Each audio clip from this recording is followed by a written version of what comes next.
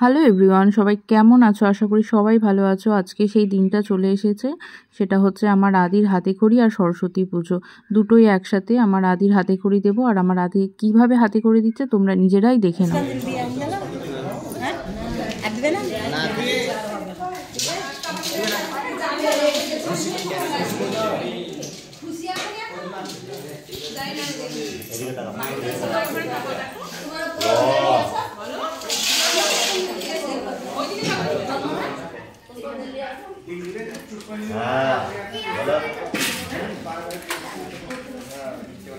এদিকে তাকাও। অবশ্যই ভালো করো।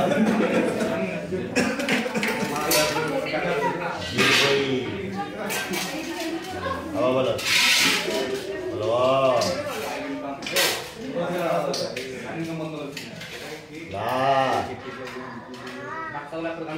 এদিকে তাকাও, এদিকে তাকাও।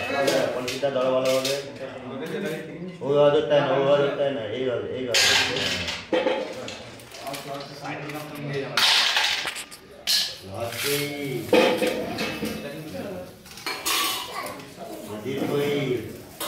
এদিকে তাকাও, এদিকে তাকাও, আমার দিকে তাকাও, আমার দিকে তাকাও।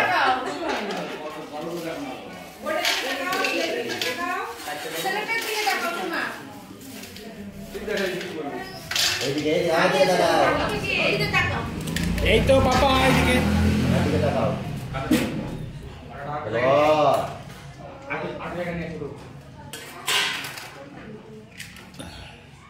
এদিকে তাকাও। বলা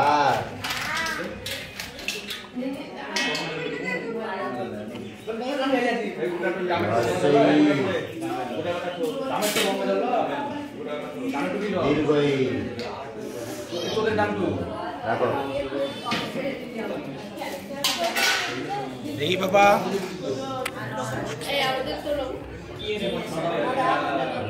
নাম বলো।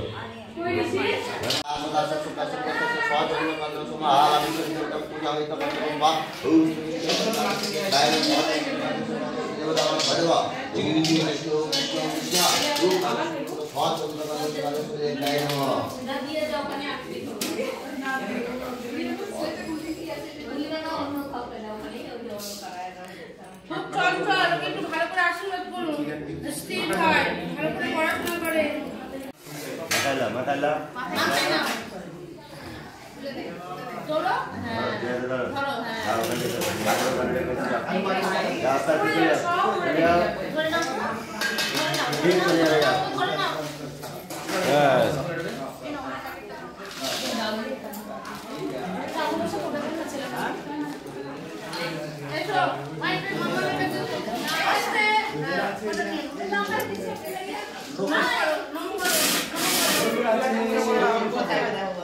এই দিনটার জন্য আর এই মুহূর্তটার জন্য আমি যে কবে থেকে অপেক্ষা করেছিলাম আর সব কিছু প্ল্যান করে রেখেছিলাম, মানে আমি নিজেই ভাবতে পারছি না যে আমার আদির হাতেখড়ি হয়ে গেল। এখন ও একটা নতুন অধ্যায় শুরু করবে, আর ওর হাতেখড়ির এই স্লেটটা দেখে আমার মানে একটা ভিতর থেকে কেন কি জানি না কেমন একটা আমার ফিল হচ্ছে, মানে ও কত তাড়াতাড়ি যে বড় হয়ে যাচ্ছে চোখের সামনে দেখতে দেখতে মানে বুঝতেই পারছি না। তারপর হাতেখড়ি দেওয়া কমপ্লিট হয়ে যাওয়ার পর দাদাভাইয়ের সাথে ও একদম খেলা করতে লেগেছে, দুষ্টুমি করতে লেগেছে, যেটা ও গ্রামের বাড়িতে গিয়ে করে সেটাই ও করছে।